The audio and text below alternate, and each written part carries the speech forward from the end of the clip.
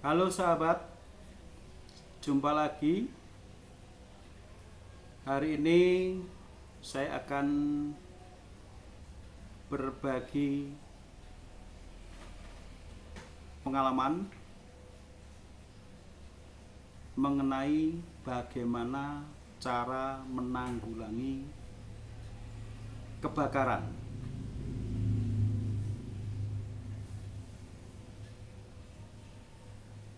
Sering terjadi sahabat, kebakaran di rumah, di tempat-tempat kantor yang sering kita jumpai. Akibat dari kebakaran itu yang jelas kerugian baik material maupun personil atau manusianya. Untuk itu sahabat, saya berbagi pengalaman bagaimana kita mengetahui timbulnya api dan bagaimana kita melakukan penanganan. Jadi kalau di rumah-rumah, terkadang banyak di antara kita itu rumah itu tidak dilengkapi dengan alat pemadam api ringan atau APAR. Mungkin kalau di kantor-kantor atau di instansi itu banyak yang sudah dilengkapi, tapi biasanya kalau di rumah-rumah masih jarang yang memikirkan itu. Untuk itu sahabat, saya akan berbagi mulai pengenalan bagaimana api itu ditimbulkan. Saya buat isi ilustrasi dulu sahabat. Ini korek ini ya. Ini ada bahan bakar, ada pemicunya di yang baterai. Ini sebagai sumber panasnya. Terus ada udara. Ini contoh.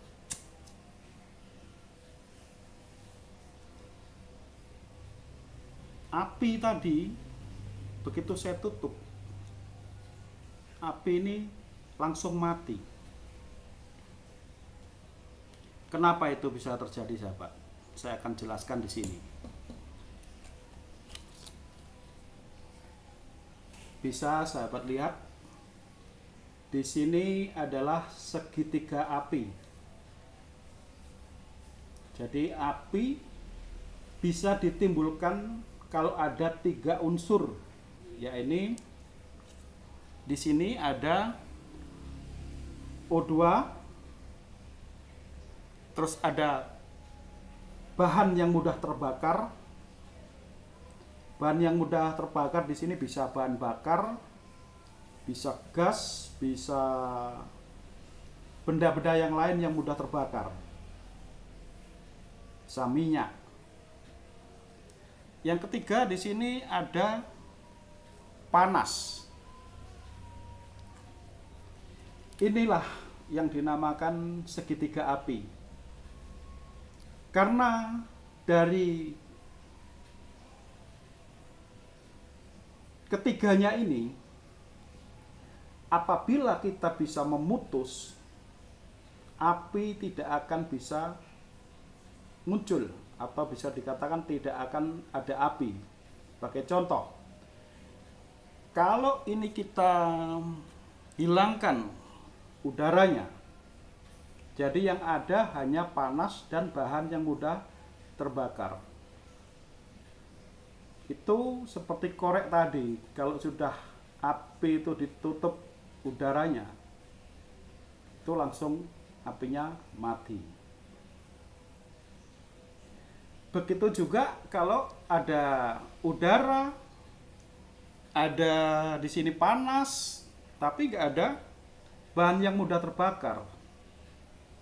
Jadi juga tidak ada api. Begitu juga di sini, kalau yang tidak ada panas, ada bahan bakar dan ada udara, nggak ada panas, sama, tidak akan muncul api. Makanya banyak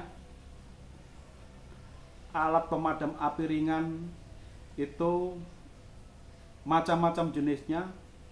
Ada yang berfungsi untuk benda padat, benda cair maupun gas. Jadi tergantung. Tapi ada yang multi. Dalam artian di sini multi itu bisa untuk semuanya. Alat pemadam api ringan itu. Ada yang jenisnya CO2. Dia tujuannya untuk memutus udara. Ada yang bentuknya busa, dia juga sama untuk menutup udara. Biasanya yang apinya itu bercampur dengan minyak, busa itu bisa menutupi permukaan minyak sehingga udara akan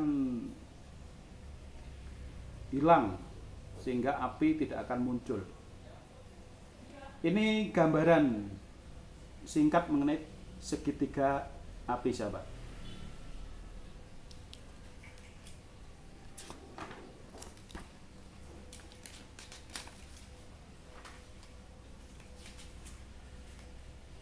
Di sini sahabat, saya akan tunjukkan. Di sini ada prosedur pemadaman api. Ada langkah-langkahnya. Jadi prosedur pemadaman api ini ada langkah-langkahnya, sahabat. Pertama-tama, sahabat kalau sedang sendiri, mungkin di rumah, bahkan di kantor, terkadang tanpa disadari, tanpa sengaja kita itu dikagetkan dengan adanya kebakaran.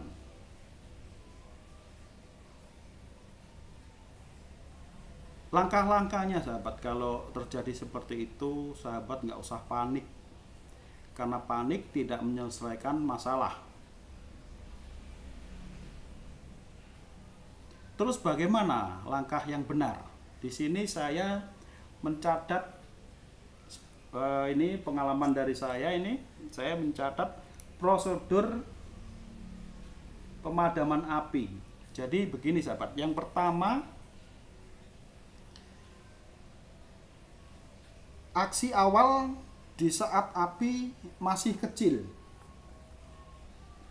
Yang ini, nomor 1 ini. Aksi awal di saat api masih kecil.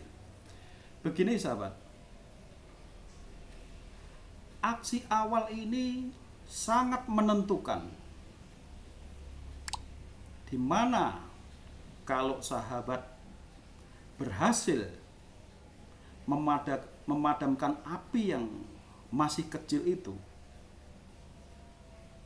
itu keuntungannya banyak, karena akan meminimalkan kerugian.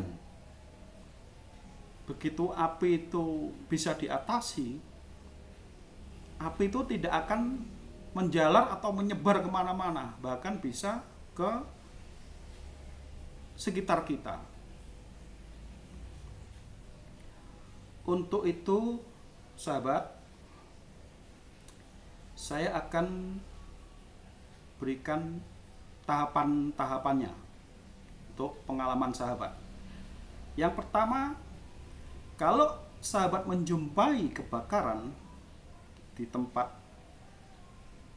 kantor atau di manapun, karena kebakaran itu dimanapun bisa terjadi, kapanpun bisa terjadi. Untuk itu kalau sahabat menjumpai kebakaran itu, langkah yang pertama sahabat harus berteriak. Berteriak sambil keluar atau mungkin memberitahukan, istilahnya itu. Harapannya supaya teriakan sahabat itu didengarkan orang lain, sehingga orang yang mendengar bisa ikut membantu menolong. Itu tujuannya. Jadi sahabat harus berteriak kebakaran, kebakaran, kebakaran, biar orang lain mendengar, sambil sahabat memutus aliran listrik. Jadi kalau di rumah ya handle-nya dari listrik itu dimatikan. Kalau di kantor juga mungkin tempat-tempatnya mana yang lebih cepat bisa dimatikan. Tujuannya biar api itu tidak menyulut listrik itu. Karena kalau sudah menyulut listrik, efeknya itu akan luar biasa. Itu akan membuat listrik itu terjadi hubungan singkat dan cepat sekali untuk menjalar. Makanya sahabat harus putus dulu. Begitu sahabat sudah memutuskan aliran listrik itu, baru yang ketiga, ini yang aksi awal, terus tadi teriak kebakaran dengan memutuskan aliran listrik. Yang ketiga, lakukan penanggulangan. Ini lakukan penanggulangan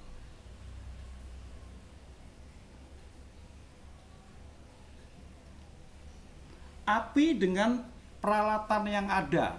Kalau ada APAR atau alat pemadam api ringan, ya gunakan alat yang ada itu. Kalau tidak ada, gunakan alat yang seadanya. Kalau memang ada kain harus dibasahi atau air untuk menyiram api, atau mungkin ada pasir atau apa, itu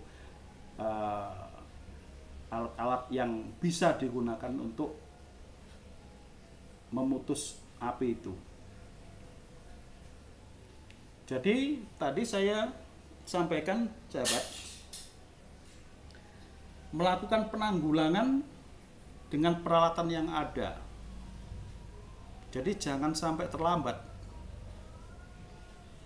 Kalau itu mungkin kompor gas, ya putus regulator yang terhubung dengan gasnya itu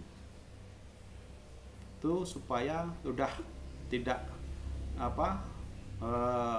api itu tidak akan menyala terus. Itu salah satunya, sambil dipadamkan.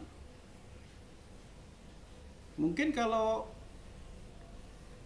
kebakaran itu di ruangan, mungkin ada tempat tidur yang terbakar, di situ ada titik-titik untuk aliran listrik. Tapi kalau sudah diputus tadi sudah aman. Umpama dilakukan penanggulangan itu sudah, sahabat mungkin risikonya akan lebih kecil kalau masih kalau sudah dimatikan. Tapi kalau belum dimatikan itu juga risiko dan bahaya. Selanjutnya di sini lakukan penyekatan atau lokalisir. Nah, di sini lakukan penyekatan. Maksudnya begini sahabat, kalau terjadi kebakaran di ruangan, jadi api supaya tidak menjalar itu harus disekat. Contohnya aja, sekitar atau sekelilingnya itu harus dibasahi. Kalau mungkin di lingkungan itu yang padat penduduk, ya mungkin kalau ada tetangga yang ikut membantu, itu harus dilokalisir supaya tidak menjalar ke rumah-rumah yang lain atau ke tempat lain.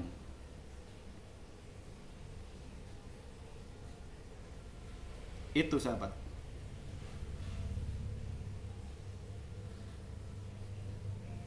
Yang kelima, tindakan selanjutnya, apabila tidak bisa diatasi atau api membesar.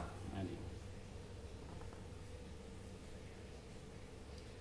Yang harus dilakukan sahabat, hubungi call center 112 supaya segera ada pertolongan dari pemadam kebakaran. Jadi kita sudah yakin api membesar dan tidak mungkin lagi untuk menanggulangi dengan peralatan yang ada. Ya kita segera mungkin langsung menghubungi call center 112. Harapannya segera nanti ada bantuan pertolongan untuk pemadam.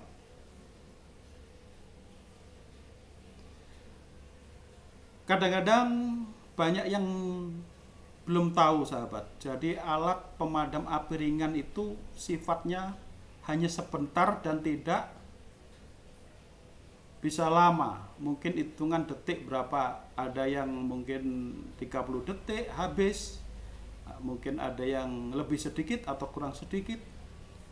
Jadi kalau kita nggak tahu istilahnya tuh dasar daripada kebakaran itu, nanti dalam menanggulangi kita nggak efektif. Yang harusnya alat pemadam api ringan tuh bisa mematikan api, karena kita tidak tahu prosedurnya, akhirnya kita malah gunakan api tidak mati. Yang terjadi seperti itu. Ya contohnya tadi, kalau seandainya aliran listrik gak diputus, mungkin di tempat itu bisa mati, tapi api sudah terlanjur menjalar kemana-mana. Ya seperti itu yang saya sampaikan tadi ya Pak.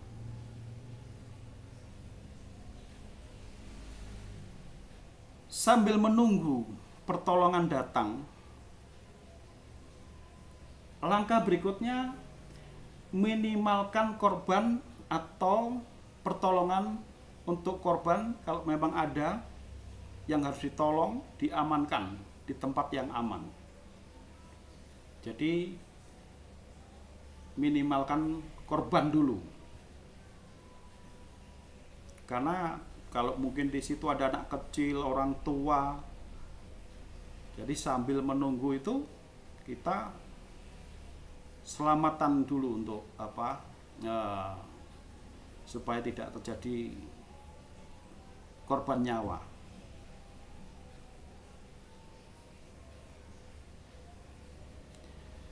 Selanjutnya sahabat, kita begitu menyelamatkan korban, kita juga ada yang penting, yakni mengamankan barang berharga atau dokumen-dokumen penting. Jadi barang berharga, mungkin uang, perhiasan, kalau memang bisa diamankan, diamankan. Kalau ada dokumen penting, surat-surat penting, surat berharga, diamankan supaya tidak ikut terbakar atau rusak.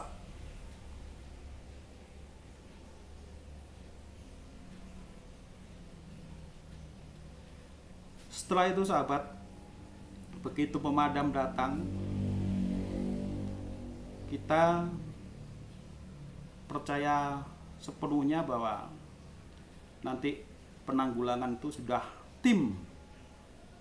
Jadi tim dari tim pemadam itu yang menyelesaikan untuk pemadaman api. Jadi selesai pemadaman itu nanti yang perlu sahabat lakukan, menginventarisir kerugian. Jadi dicatat semua, mungkin ada yang yang ini mungkin juga bisa ditemukan kalau seandainya ada yang masih bisa diselamatkan.